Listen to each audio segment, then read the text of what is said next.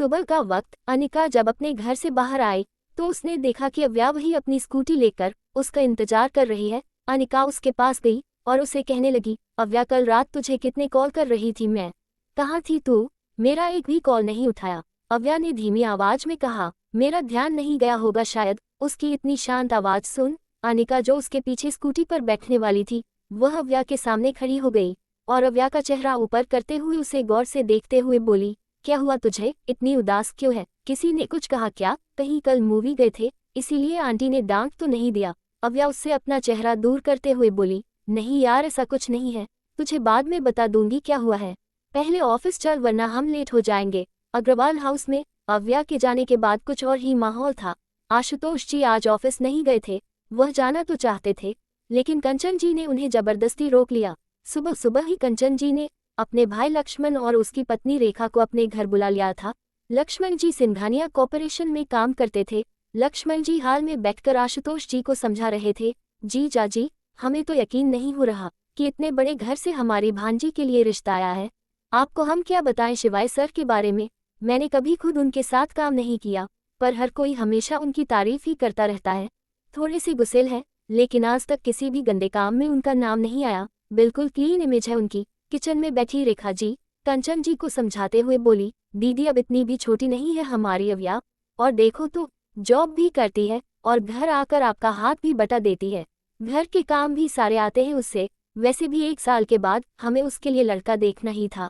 अरे हमें तो भगवान का शुक्रिया करना चाहिए कि हमारी बच्ची के लिए इतना अच्छा रिश्ता आया है। कंचन जी उनकी बात सुन बोली, पर रे वह इतने अमीर लोग हैं और हम simple middle class family. Rekha ji ने उनके हाथ में पकड़ा चाय का ट्रे खुद ले लिया और कंचन जी के साथ हाल में आते हुए बोली, तो क्या हो गया दीदी, अब ये बात जानते हुए भी वह लोग सामने से रिश्ता लेकर आए हैं, हम थोड़ी ना गए हैं उनके घर। और आप ही सोचिए जीजाजी, उन्होंने कहा कि उनके बेटे को हमारी अव्या से शादी करनी है, उसने उसे कॉलेज में देखा, अब आप ही सोचिए कि उनका लड़का कितना संस्कारी होगा जो ये बात उसने सीधे जाकर अपने घर वालों को बताई है और उन्हें रिश्ता लेकर घर भेज दिया, वरना आप तो जानते ही हैं आजकल के अमीरों के बच्चे कैसे होते हैं। लक्ष्मण जी ने चाय में बिस्किट डुबाते हुए कहा, और वैसे भी जीजाजी वह लोग चाहते हैं ना कि हम लोग पहले उनके बेटे से मिले, तो फिर मिल लेते हैं, मिलने में हर्ज ही क्या है, सामने से सब कुछ देख लेंगे तो हमारे दिल को भी तसल्ली हो जाएगी। उनकी बात सुन कंचन जी बोली, जी मुझे लगता है कि लक्ष्मण ठीक कह रहा है, बिना देखे ही रिश्ते को ना कर देंगे तो कहीं वह लोग बुरा ना मान ले और हमें भी पता चल जाएगा कि हम सही कर रहे हैं या गलत। उन सब की बात सुनकर आशुतोष जी सोच में पड़ गए थे कि आखिर वह क्या करें। फिर वह थोड़े परेशानी से बोले, लेकिन अव्या मुझे लगता है कि हमें एक बार अव्या से भी पूछ लेना चाहिए, कल मैंने उससे इस बारे में बात की तो वह बहुत उदास हो गई थी। उनकी बात सुन रेखा जी कचौड़ी खाते हुए बोली, अरे जीजा जी हम कहाँ लगे हाथ रिश्ता पक्का करने को कह रहे हैं, दीदी तो बस ये कह रही है कि आप जाकर देख लीजिए कि लड़का और उसका परिवार बोलचाल में कैसा है, उसका व्यवहार कैसा है। और रही अव्या की बात तो जीजाजी लड़कियां दिल की बहुत नाजुक होती है, शादी का नाम लेते ही उनकी आंखों से पानी आ जाता है। अब अपने माँ बाप को छोड़कर जाने के ख्याल से मन उदास होगा ही ना, लेकिन माँ बाप को अपने बच्चों के अच्छे भविष्य के लिए थोड़ा मजबूत होना पड़ता है।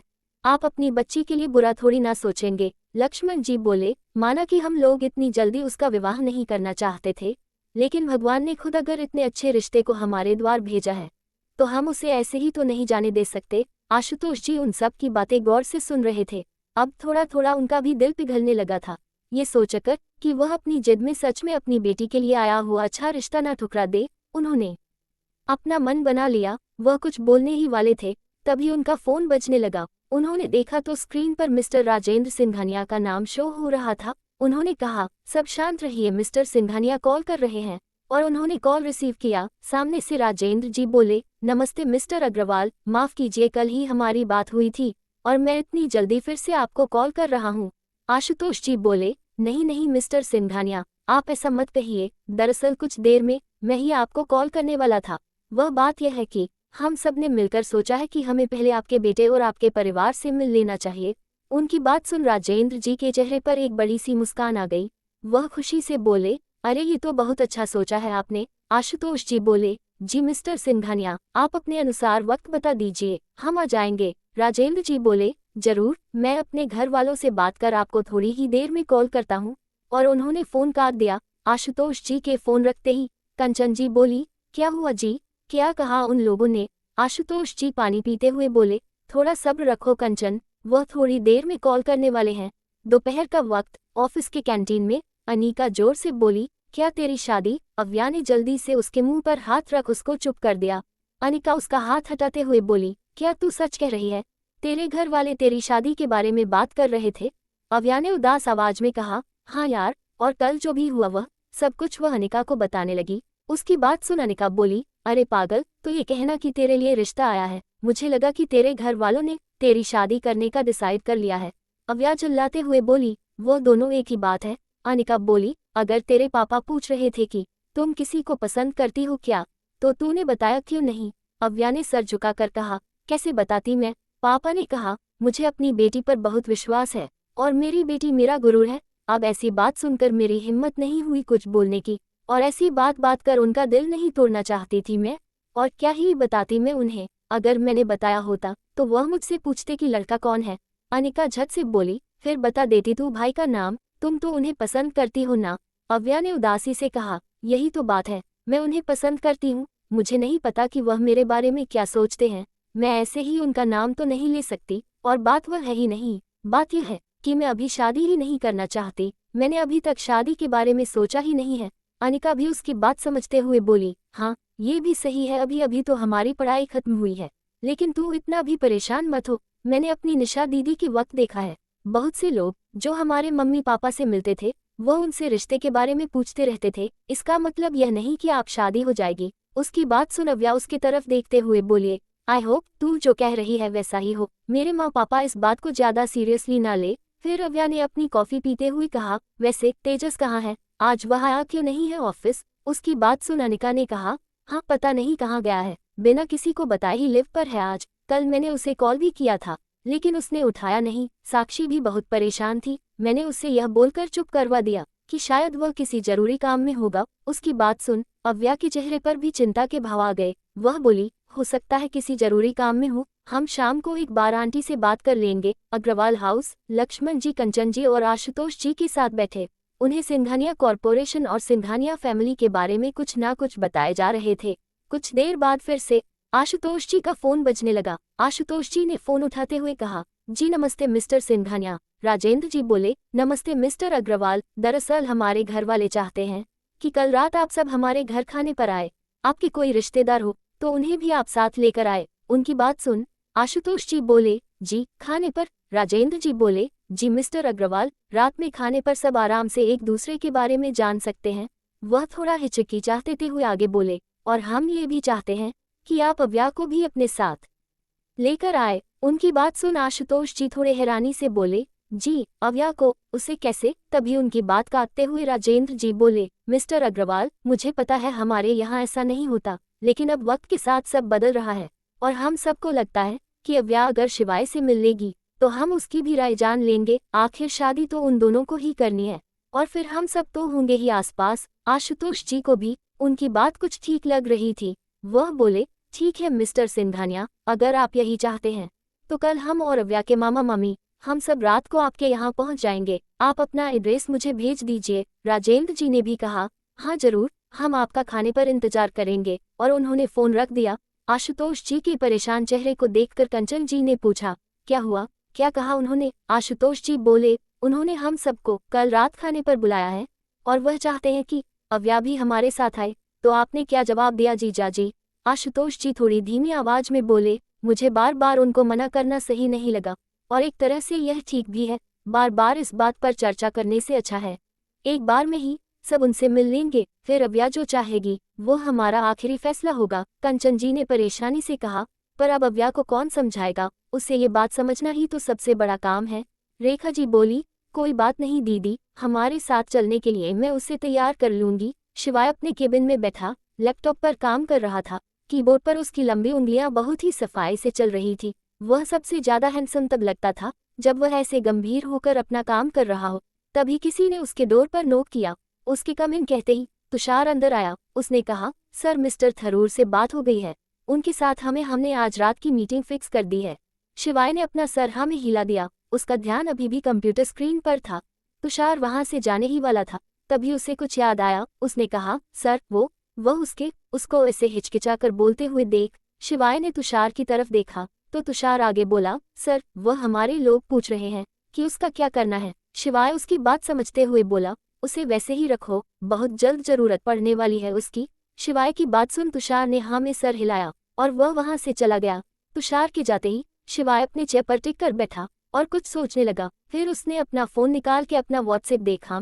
एक अकाउंट को उसने खोला जहां आज खींची गई अव्या की बहुत सारी तस्वीरें भेजी गई थी। एक तस्वीर उसने खोलकर देखी, ये सुबह की तस्वीर थी जिसमें अव्या अपने मुरझाए चेहरे के साथ अपने घर के बाहर अनिका से बात कर रही थी। शिवाय गौर से उसके चेहरे को देखने लगा। उसका वह उदास चेहरा देखकर पता नहीं क्यों पर शिवाय को अपने दिल में बेचैनी महसूस हुई, लेकिन फिर वह उसके चेहरे को देखकर कुछ सोचने लगा। शिवाय ने अपने आप से ही कहा, कल जो हुआ उसकी वजह से तुम इतनी उदास हो या फिर तुम्हारे उदासी की वजह कोई और है। इतना बोल उसने अपने हाथों की मुठ्ठियां कस ली। अव्या ने घर आकर देखा कि उसके मामा मामी आए हैं। वह भागते हुए जाकर अपने मामा जी के गले लग गई। सुबह से वह बहुत उदास थी, लेकिन उन्हें देख फिर से उसका चेहरा खिल गया। तभी पीछे से किसी ने उससे कहा, अब अपनी मामी की तरफ भी थोड़ा देख लो। उनकी बात सुन अव्या जल्दी से जाकर अपने मामी से चिपक गई और जोर से उन्हें गले लगाते हुए बोली, मुझे क्यों नहीं बताया कि आप आए हो, मैं ऑफिस से थोड़ा जल्दी घर आ जाती। लक्ष्मण जी बोले, तुम्हारी फेवरेट मिठाई लेकर आए हैं हम। रेखा जी बोली, हाँ फ्रिज में रखी है, जाओ जल्दी लेकर खा लो। रात के वक्त शिवाय सिंघानिया मेंशन लौटा। उसने आते हुए देखा कि सिंघानिया मेंशन के बगल में जो खूबसूरत आउट हाउस है उसे साफ किया जा रहा था, लेकिन फिर वो उसे इग्नोर करते हुए घर के अंदर आया। उसने देखा तो सब लोग हॉल में बैठे खुशी से एक दूसरे के साथ बातें कर रहे थे। उसने वहां बैठे बडोन को नमस्ते किया और ऊपर अपने रूम में चला गया। उसे जाते देख वैष्णवी जी बोली, दीदी क्या शिवाय को अभी तक बताया नहीं है कि उसकी होने वाली बीबी कल घर आने वाली है। उनकी बात सुन विजया जी बोली, नहीं वैष्णवी, और वो सबको बताने लगी। सब लोग अच्छे से सुन लो, शिवाय को सिर्फ इतना बताया जाएगा कि अव्या के घरवाले कल यहाँ आने वाले हैं। अव्या के बारे में कोई कुछ नहीं कहेगा। सबने अपना सिर हाँ में हिला दिया। रात का वक्त अव्या अपने बेड पर लेटे लेटे फोन देखते हुए टाइम पास कर रही थी। तभी कंचन जी और रेखा जी उसके कमरे में आए। अव्या उन्हें आते देख सीधे बैठ गई। कंचन जी ने कहा, अव्या कल ऑफिस से लीव ले लेना। अव्या ने मुस्कुराते हुए कहा, माँ मैंने पहले ही एप्लीकेशन दे दिया है। मामी जी आए हैं तो कल का पूरा दिन मैं उनके साथ एंजॉय करने वाली हूँ। उसकी बात सुन रेखा जी के चेहरे पर मुस्कान ना गई, पर कंचन जी थोड़ा परेशान लग रही थी। वह शांत आवाज में बोली, नहीं अव्या वह बात नहीं है। तभी रेखा जी बीच में बोली, दीदी मैं बताती हूँ। रेखा जी जाकर अव्या के बगल में बैठ गई और उससे प्यार से बोली, अव्या जीजा जी ने तुम्हें बताया था ना कि कल कुछ लोग तुम्हारे लिए रिश्ते की बात करने आए थे। रिश्ते की बात सुन अव्या के चेहरे की मुस्कान गायब हो गई। रेखा जी आगे बोली, उन लोगों ने कल हम सबको उनके घर बुलाया है ताकि हम उनके परिवार से और उनके लड़के से मिल सके, इसीलिए कल शाम को हम उनके यहाँ जाने वाले हैं। रेखा जी की बात सुन अव्या हैरानी से अपनी माँ की तरफ देखने लगी। उसने शिकायती लहजे में अपनी माँ से कहा, माँ मामी क्या कह रही है, मुझे लगा था कि आपने कल उन लोगों की बात को इतना सीरियसली नहीं लिया होगा, लेकिन आप तो, और कहीं इसीलिए ही तो अपने मानी और मामा जी को यहाँ नहीं बुलाया। आप ऐसा कैसे कर सकते हो, आपको पता है ना कि मुझे इतनी जल्दी शादी नहीं करनी है। कंचन जी उसे शांत करते हुए बोली, अव्या पहले अपनी मामी की पूरी बात तो सुन लो। रेखा जी ने प्यार से उसका हाथ अपने हाथों में पकड़ते हुए कहा, अव्या हम तुम्हें शादी करने के लिए नहीं कह रहे हैं बेटा, आपके मम्मी पापा बस इतना चाहते हैं कि कल तुम भी हम सबके साथ चलकर उस लड़के से मिल लो। उनकी बात सुन अव्या बोली, क्या फर्क है मामी, आज आप सब मुझे उस लड़के से मिलने के लिए कह रहे हैं, कल आप मुझे उससे शादी करने के लिए कहेंगे। उसकी बात सुन कंचन जी थोड़ा चीरते हुए बोली, ये कैसे बात कर रही हो तुम, हम जो भी करेंगे तुम्हारे लिए कुछ सोच समझ कर ही करेंगे ना। रेखा जी उन्हें समझाते हुए बोली, दीदी वो बच्ची है, उसे डांटिए मत, उसे हमें समझाना होगा। अव्या थोड़ा अपने पापा के नज़र से भी तो सोचो, कल तुम्हारे माँ पापा को उन लोगों का व्यवहार पसंद आया। अब जीजा जी चाहते हैं कि उन लोगों को रिश्ते के लिए ना कहने से पहले हम सब एक बार उस लड़के से मिलाए, तो हमें फैसला लेते वक्त तसल्ली रहेगी कि हमने कुछ गलत फैसला नहीं लिया। अव्या तुम्हारे माँ पापा हर तरह से तुम्हारे लिए अच्छा ही चाहते हैं, तुम्हें बस कल हमारे साथ चलकर उस लड़के से मिलना है और आखिरी फैसला तो तुमसे पूछकर ही लिया जाएगा। तुम्हें अपने माँ बाप पर इतना तो भरोसा है ना कि वह तुम पर किसी भी बात के लिए जबरदस्ती नहीं करेंगे। उनकी बात सुन अव्या थोड़ा शांत हो गई और धीमी आवाज में बोली, ठीक है मामी, अगर आप सब और पापा यही चाहते हैं तो मैं तैयार हूँ वहाँ चलने के लिए, लेकिन माँ मैंने सिर्फ उनसे मिलने के लिए हाँ कहा है, उसके बाद आपकी कोई बात नहीं मानूंगी मैं। उसकी बात सुन कंचन जी के चेहरे पर भी मुस्कान आ गई। रेखा जी अव्या के चेहरे पर से हाथ फिराते हुए बोली, तुम जैसा चाहती हो वैसा ही होगा, और बिल्कुल टेंशन मत लो, तुम्हारे मर्जी के खिलाफ कुछ नहीं करेंगे हम। तुम्हें नहीं पता, पर दीदी से पूछ लो, तुम्हें कल से उदास देखकर तुम्हारे पापा को कितना बुरा लग रहा है। उनकी बात सुन अव्या ने उनका मन रखने के लिए अपने चेहरे पर जबरदस्ती की एक मुस्कान लाकर उनकी तरफ देखा, लेकिन मन ही मन उसने सोच लिया था कि कल उस लड़के से सिर्फ मिलना है। कल उस लड़के से मिलने के बाद ये रिश्ते का चैप्टर फाइनली बंद हो जाएगा, क्योंकि चाहे जो भी हो जाए शादी के लिए मेरी ना ही होने वाली है। सिंघानिया मेंशन। शिवाय अपना डिनर कर वापस रूम में आ गया। वह अपना लैपटॉप लेकर मेल चेक करने लगा। तभी विजया जी काफी लेकर उसके रूम में आई। उन्होंने काकी का कप उसके सामने रख दिया और उसके बगल में बैठते हुए बोली, ये कैसी आदत है तुम्हारी, खाना खाने के बाद कॉफी पीना, मुझे बिल्कुल पसंद नहीं है। शिवाय ने धीमी आवाज में कहा। माँ, विजया जी बोली, कल शाम को जल्दी घर आ जाना। शिवाय ने उनकी तरफ एक नजर देखा, जैसे पूछ रहा है, क्यों, कल क्या है? विजया जी उसे जवाब देते हुए बोली, कल रात को मिस्टर एंड मिसेज अग्रवाल और उनके रिश्तेदार तुमसे मिलने आने वाले हैं। शिवाय ने भौं से कुड़ते हुए कहा, मुझसे मिलने क्यों? क्या वो लोग मुझे नहीं जानते? विजया जी अपने सर पर हाथ रखते हुए बोली, बेटा, वो तुम्हारे साथ कोई बिजनेस डील करने नहीं आ रहे। वह देखना चाहते हैं कि जिससे उनकी बेटी की शादी होगी वह कैसा इंसान है। इसीलिए कल अपने गुस्से को थोड़ा साइड में रखना और उन सबसे अच्छे से मिलना। शिवाय ने अपनी आंखें रोल कर दी और मन में सोचा, मुझसे मिलने के लिए लोगों को हफ्ते भर पहले अपॉइंटमेंट लेकर इंतजार करना पड़ता है, और मेरी माँ मुझे वक्त से पहले आने के लिए और अच्छे से बात करने के लिए कह रही है। इस शर्त के चक्कर में क्या क्या करना पड़ रहा है। तभी उसके दिमाग में कुछ आया। उसने कुछ सोचते हुए इधर उधर देखते हुए अपनी माँ से पूछा, वैसे कौन कौन आने वाला है कल? उसकी बात सुन विजया जी के चेहरे पर मुस्कान आ गई। वो बोली, मिस्टर एंड मिसेस अग्रवाल और उनका छोटा बेटा। शिवाय ने पूछा, और विजया जी बोली, और हाँ, अव्या के मामी मामा। शिवाय फिर से बोला, और विजया जी अपनी हंसी छुपाते हुए बोली, और कौन? उन्होंने कहा था इतने ही लोग आ रहे हैं, और भी कोई आने वाला है क्या? शिवाय आगे कुछ बोलने वाला था, तभी उसे समझ में आया कि वो क्या पूछने जा रहा है। वो फिर से अपने काम पर ध्यान देते हुए बोला, नहीं, कोई नहीं। वह फिर लैपटॉप की तरफ देखते हुए बोला, तो आउट हाउस कल के डिनर के लिए साफ हो रहा है, लेकिन यहाँ घर क्यों नहीं बुलाया जा रहा उनको? विजया जी मुस्कुराते हुए बोली, ये तो तुम्हें कल पता चलेगा। शिवाय ने बोरियत भरी आवाज में कहा, कहीं भी डिनर करवाए, मुझे तो सिर्फ शादी करने से मतलब है। अगला दिन दोपहर का वक्त। अव्या अपना मुंह फुलाए अपने कमरे में बैठी हुई थी। आज सुबह से ही कंचन जी बार बार उसे कुछ न कुछ कहे जा रही थी। अव्या, थोड़ी देर पार्लर चली जाओ। अव्या, शाम को पहनने के लिए कोई अच्छी ड्रेस लेकर आओ। अव्या ओ, जाने क्या क्या। अव्या ने सोचा, कहाँ मैं इनकी इमोशनल बातों में आ गई और मैंने वहां चलने के लिए हाँ कह दिया। वही सब सोच रही थी, तभी उसका फोन रिंग करने लगा। उसने देखा तो ये तेजस की माँ का कॉल था। उनका नाम देख उसके चेहरे पर मुस्कान आ गई। वह खुश होते हुए उनका कॉल रिसीव करते हुए बोली, आंटी, कितने दिन बाद आपने मुझे कॉल किया है। लेकिन सामने की बात सुन उसके चेहरे की मुस्कान परेशानी में बदल गई। आगे से तेजस की माँ अपनी चिंता भरी आवाज में बोली, बेटा, क्या तुम्हें तेजस ने कोई कॉल किया था? क्या तुम्हारी उससे कोई बात हुई थी? अव्या ने कहा, नहीं आंटी, सैटरडे से मेरी तेजस के साथ कोई बात ही नहीं हुई है। कल भी मैं और अनिका उसे कॉल कर रहे थे, लेकिन उसने कॉल रिसीव नहीं किया। क्या हुआ आंटी, क्या कुछ हुआ है? आगे से तेजस की माँ बोली, क्या बताऊं बेटा, शनिवार को वह ऑफिस से घर आया और फिर अपने कुछ पुराने दोस्तों के साथ बाहर चला गया। फिर कुछ देर बाद उसके पापा को मैसेज आया कि उसे आने में देर हो जाएगी। हम लोग चिंता न करें, तब से पता नहीं कहाँ चला गया है, घर ही नहीं आया, न उसका फोन लग रहा है। उसके पापा ने तो पुलिस में कंप्लेंट भी दर्ज कर दी। उनकी बात सुन अव्या के चेहरे पर चिंता के भाव आ गए। वह बोली, लेकिन ऐसा कैसे हो सकता है आंटी? हमें लगा था कि वह किसी जरूरी काम में होगा, इसीलिए हमारा फोन नहीं उठा रहा। लेकिन आप चिंता मत कीजिए, मैं अभी हमारे और दोस्तों को कॉल लगाकर सबको पूछती हूँ कि किसी से उसकी बात हुई है क्या। उसकी बात सुन तेजस की माँ बोली, हाँ बेटा, प्लीज देख लो, अगर किसी का उससे कांटेक्ट हुआ है तो हम तो बहुत परेशान हैं, पता नहीं कहाँ चला गया है। अव्या ने उन्हें दिलासा दिया और उसने कॉल कट कर दिया। अनिका ऑफिस गई थी, वरना उसने उसे भी उसकी मदद की करने के लिए कहा होता। फिर उसने अपने सारे दोस्तों को एक एक कर कॉल लगाना शुरू कर दिया, लेकिन किसी को भी तेजस के बारे में कुछ भी पता नहीं था। अव्या ये जानकर परेशान हो गई, अब उसे भी तेजस की चिंता हो रही थी। अव्या ने अपने पापा को कॉल किया और उन्हें तेजस के बारे में बताया। उसके पापा किसी पुलिस ऑफिसर को जानते थे। उन्होंने अव्या से कहा कि वह उस पुलिस ऑफिसर से तेजस के बारे में बात कर लेंगे, तुम परेशान मत हो। वह आ जाएगा, शायद किसी जरूरी काम में फंसा हो। उनकी बात सुन अव्या का मन भी थोड़ा शांत हो गया।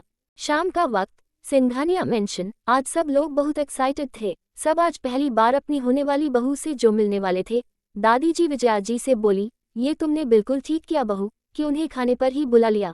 अब हम सब अच्छे से उन सबको जान पाएंगे। वैष्णवी जी बोली, और सोने पे सुहाना तो ये है माँ कि अव्या भी उनके साथ आने वाली है। रीवा वह आते हुए बोली, हाँ चाची, मैं तो बहुत एक्साइटेड हूँ हमारी होने वाली भाभी से मिलने के लिए। अद्विक सीढ़ियों से नीचे आते हुए बोला, मैं तो देखना चाहता हूँ कि ऐसा क्या है उनमें जो उन्होंने हमारे सख्त भाई को पिघला दिया। वैसे बताओ मैं कैसा दिख रहा हूँ? लग रहा हूँ ना बिल्कुल रणवीर सिंह जैसा? उसे देखकर रीवा अपना मुंह बनाते हुए बोली, हाँ तुम बंदरों के रणवीर सिंह लग रहे हो। तभी राजेंद्र जी वहां आते हुए बोले, चलो सब जल्दी आउट हाउस की तरफ, वो लोग आते होंगे। फिर उन्होंने शेखर जी की तरफ देखते हुए पूछा, शेखर, शिवाय और शार्विक क्यों नहीं आए अभी तक? विजया, तुमने का शिवाय को का दिया था ना जल्दी आने के लिए? विजया जी कुछ बोलती तभी बाहर से गाड़ी के हॉर्न बजने की आवाज आने लगी। वैष्णवी जी खुश होकर बोली, भाई साहब आ गए वो दोनों भी। तभी गेट से शिवाय किसी राजा के तरह चलते हुए अंदर आया। उसने देखा तो सब लोग तैयार होकर हॉल में खड़े थे।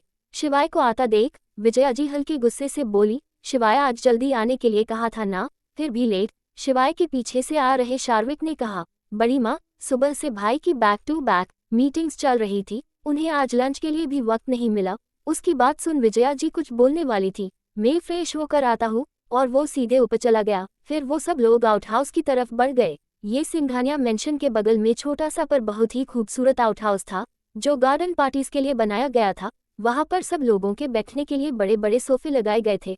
लेडीज के लिए एक अलग सेक्शन भी था। वहीं अंदर की तरफ एक बड़ा सा डाइनिंग टेबल जिस पर ताजे फूल रखे गए थे, जहां बैठकर एक साथ 20 से 25 लोग आराम से खाना खा सकते थे। विजया जी ने वहां की सारी व्यवस्था अच्छे से देख ली। तभी 2 गाड़ियां मेन गेट से अंदर आई। तो दोस्तों, एक बार फिर शिवाय और अव्या आने वाले हैं एक दूसरे के सामने। क्या होता है उनकी इस मुलाकात में, जानने के लिए सुनते रहिए मेरी कहानी माय क्रूल पजेसिव हस्बैंड। और अगर आपको मेरी कहानी पसंद आ रही है तो जरूर मेरे चैनल को सब्सक्राइब करें। Thank you.